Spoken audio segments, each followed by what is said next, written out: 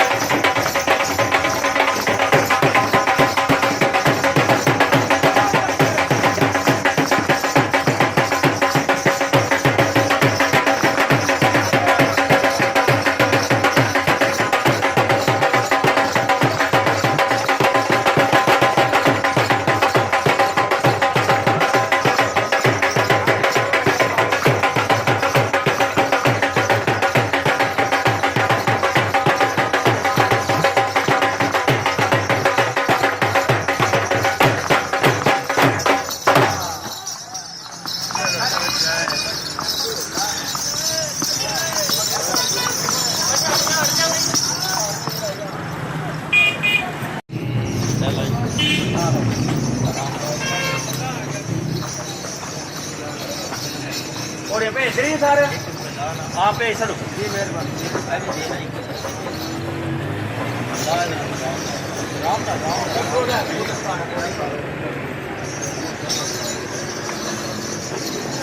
ਮਾਣਾ ਬੇਟਾ ਭਾਗਦਾ ਤੇ ਰਾਹ ਤੇ ਖੋਲ ਦੇ ਥੋੜਾ ਘੁੰਮ ਜਾਏਗਾ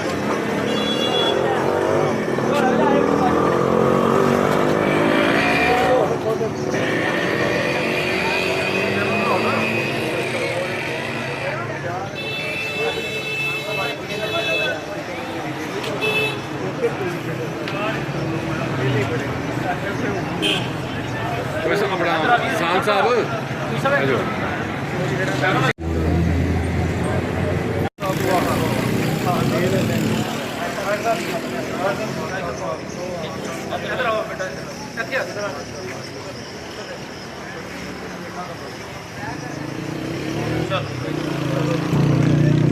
भाई अदर साडा सब सीनियर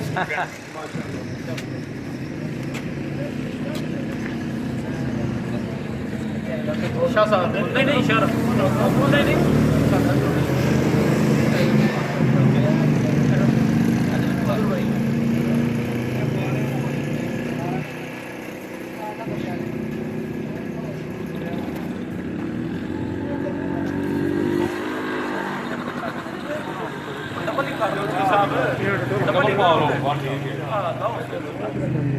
चलो इधर इधर उधर भाई इधर है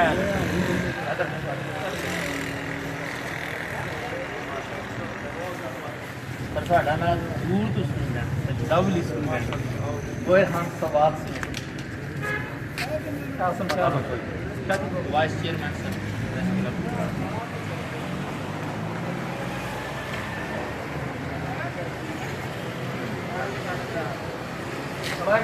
और भाई आओ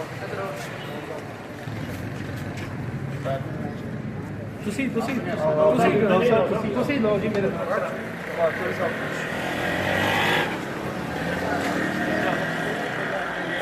मतलब साहब इधर देखो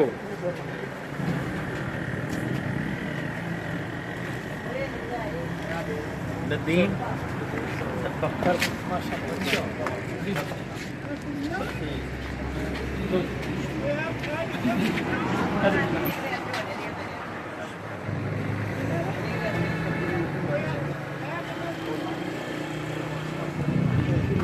ਸਾਡੇ ਬਾਹਰ ਭਾਈ ਜੀ ਐਮਐਸ ਦੇ ਨਾਲ ਸਾਡੇ ਸਟੂਡੈਂਟ ਨੇ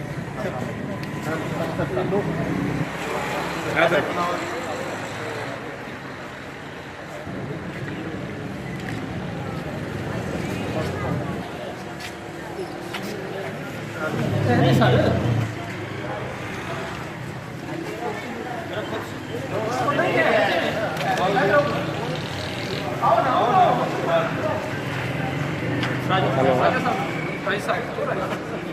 उधर में फंक्शन का वेशन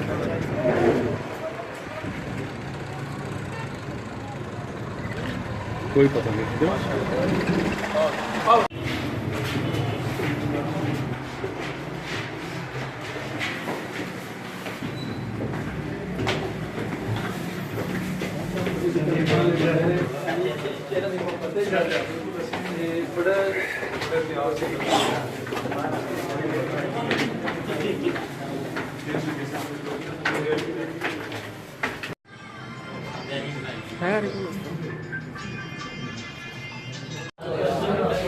खड़े होके ले लो